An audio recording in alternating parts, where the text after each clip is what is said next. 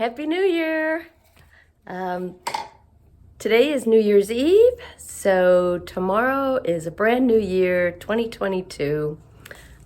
This is probably the last time I will record in front of the Christmas tree. We'll probably, hopefully, get it down within the next week. And I love the new year. I just really love that feeling of a fresh start and a new beginning. I have this whole process where I sit down and look at the year past and not just what I've read, though I do that too for my blog, but what I've been doing in my life, how I'm feeling about my life, looking at the different aspects like family and friends, relationships, work, health, all of those different things. And I love taking a fresh start at the new year. And this year, even though I haven't gone through this process yet, I know that my focus is going to be on trying to simplify and streamline things a bit. I've been very stressed and overwhelmed this past year, but also the last few years. I'm just doing way too much. The problem is the things that I really enjoy the most, like these videos and my book blog, don't actually earn me any money, as part of my writing career.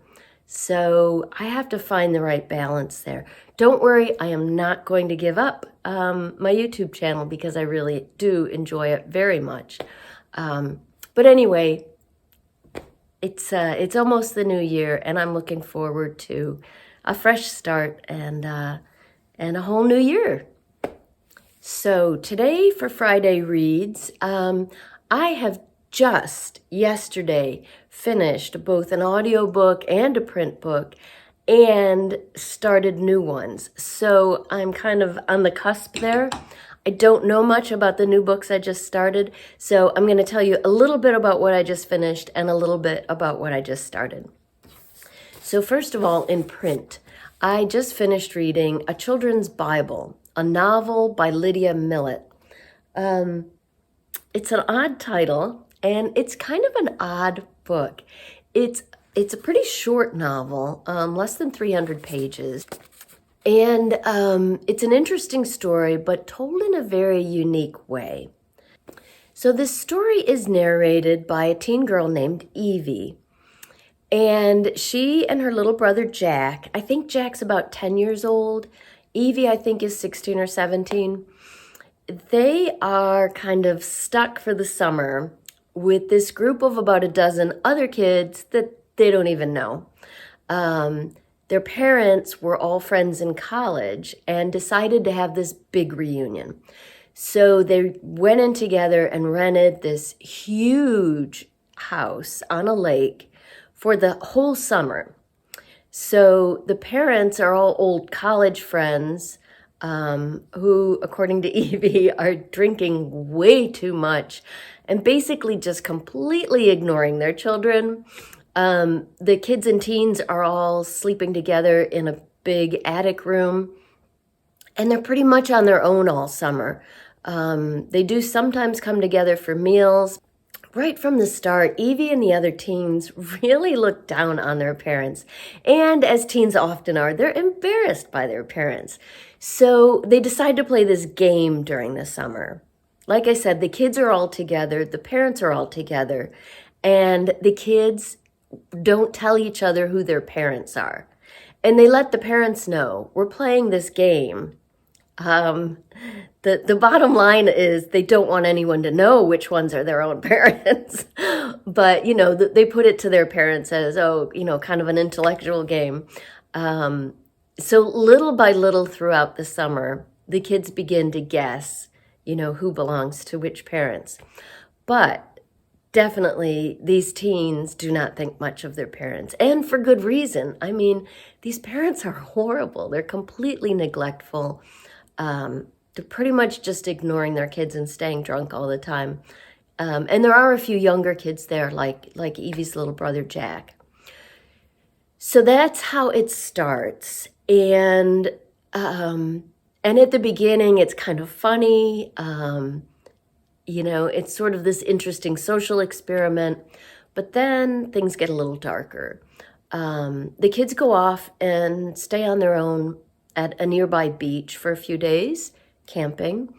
And there, Evie, in the narration, begins to talk about the upcoming danger.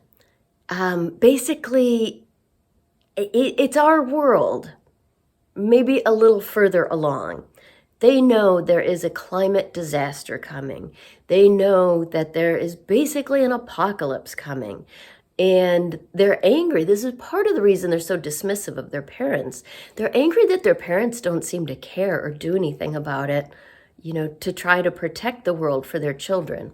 So most of the teens in this group have been sent away to expensive survival camps, things like that. But their parents are really just ignoring the coming crisis. So, as you might expect, midway between the book, that crisis actually hits. There is a horrible, devastating storm that knocks down trees, knocks out power, floods everything. The kids and teens manage to get away from what they call the Great House by stealing their parents' cars, basically, and they head out. Now, one of the boys, the wealthiest among them, teen boy, says they can go stay at his house because his parents live in a mansion, but they can't get there. So along the way, they pick up this one adult. He was actually the caretaker, the gardener for the house they were staying in. And, he doesn't have any place to stay because of the storm. So he comes with them. He tells them he knows of a safe place. And so the kids and teens and this one adult, who eventually brings in a few other adults, but not their parents, are all alone during, it is an apocalypse. Things just get worse and worse. Services are completely shut down. People are going crazy. There's looting, there's violence. They're holed up in this kind of safe haven of their own making on a farm in rural Pennsylvania. And from then, we see how the children and teens deal with the disaster, how they kind of go about creating their own community. And I won't ruin the ending for you, but it's a really interesting book. It's all from Evie's perspective, although she very often narrates as we and our, referring to the whole group of a dozen or so teens and kids. So it's very much about what happens to these kids during the disaster without their parents. The title might seem a little odd, but one of the mothers, they don't know whose, gives Jack, the 10-year-old, a children's Bible, like an illustrated version with stories written for children from the Bible. And Jack, who is very, very smart and very attuned to what's going on in the world, he begins telling the others that, the stories in here, are about what's happening now, but it's all in code. And he and his friend Shell, another younger boy who's deaf, the two of them are kind of using this illustrated children's Bible as a handbook. So this book is not religious at all. It's just interesting. The whole premise is interesting. What happens is interesting. I really enjoyed it. As you can see on the cover, it was a National Book Award finalist. I've never heard of the author before, but apparently she was a finalist for the Pulitzer Prize for one of her other books. And I would definitely recommend this. It's different, but it's very thought-provoking. It's also, in other parts, amusing. At one point, it's suspenseful, so it's got a lot going for it. A Children's Bible by Lydia Millett. Now, I'm only one chapter into my next book. I started it last night. When I realized I finished A Children's Bible in the afternoon, And I thought, oh, what am I going to read next? You know, my favorite moment, choosing my next book. And all of a sudden there was like this little niggling in the back of my mind going, don't you have book group coming up this week? And I went and checked my calendar, and yeah, one of my book groups meets Tuesday, January 3rd. This first week of the month, scheduling always sneaks up on me because I'm thinking January is our next book group meeting. I've got plenty of time. So I did not have plenty of time. Our library's closed until Monday. The Kindle copy was like $15, so I was kind of panicking. And then I checked with a friend of mine, and she said she was only partway through, but she wasn't going to have a chance to finish it because they were going away. So she saved me. Last night I went over to her house and picked up Janesville, An American Story by Amy Goldstein. So this book is nonfiction. It's the true story about the town of Janesville, Wisconsin. And Janesville had the first, trying to think how this went, the first automotive assembly line in the United States. It's built by Chevrolet in 1923. So in 2008, during the recession, GM decided to shut this plant down. So it had been this center of life for this town for almost 100 years.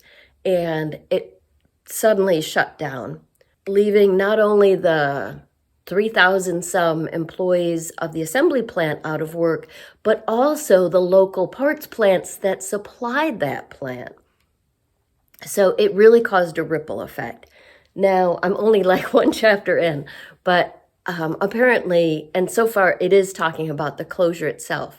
But from what I understand, most of the book is about what happened next, how the town kept itself alive, rebuilt itself, how the people came together during a crisis. So that's Janesville, An American Story by Amy Goldstein. I'll let you know next week what I thought and how it was.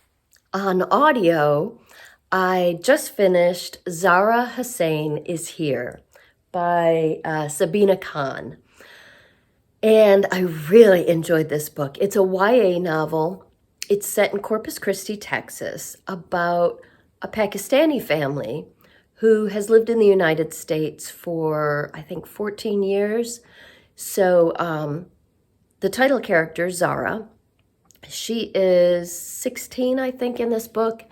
They moved to Texas when she was just 3 years old. So she has grown up like an ordinary American kid and now teenager.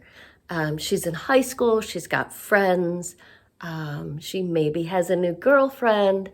And her family is Muslim. So Zahra's kind of gotten used to putting up with a certain amount of prejudice. There's not a lot of diversity where they live, certainly not in her high school. She does have other friends who are the children of immigrants, and her family is here legally. Her dad's a doctor, so, you know, he's been living here with his work visa. They applied for green cards, but it's been 8 years, and they still haven't gotten their green cards because the process is just so lengthy. So, as I said, Zahra's kind of accustomed to some degree of prejudice, but all of a sudden things begin to escalate. There's one particular boy in her class, Tyler. He's on the football team. You know, he's kind of the all-around most popular kid in school, and he's horribly racist. And he's always saying things to her. Then he spray paints her locker, and then things escalate into real, serious violence, and a member of Zahra's family gets hurt. From then on, her family is stuck in this impossible position. Her parents are trying to decide what to do. Do they stay here and put up with this kind of violence and danger to their family? Do they go back to Pakistan, which Zahra doesn't want to do because she doesn't even remember it there? and all of her friends are here. She's planning to go to college in the U.S. The novel is very much about immigration issues, but it's also just about Zara's life as an American teenager.